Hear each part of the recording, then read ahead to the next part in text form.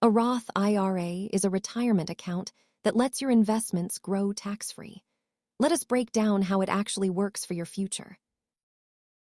The primary benefit of a Roth IRA is that you pay taxes on your money now, so you do not owe the government later. Each year, the IRS sets a limit on how much you can contribute. For most people under 50, that limit is $7,000. Because you use money that has already been taxed, the government allows your earnings to grow and be withdrawn completely tax-free. The main difference between a Roth and a traditional IRA is when you pay your taxes. It is a choice between now or later. Compound interest is the engine of a Roth IRA. Over decades, those tax-free gains can create a much larger nest egg than taxable accounts. The earlier you start contributing, the more time your money has to grow tax-free.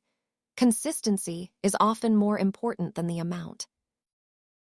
Check your eligibility and consider if a Roth IRA fits your long-term goals. Thanks for watching, and stay smart with your money.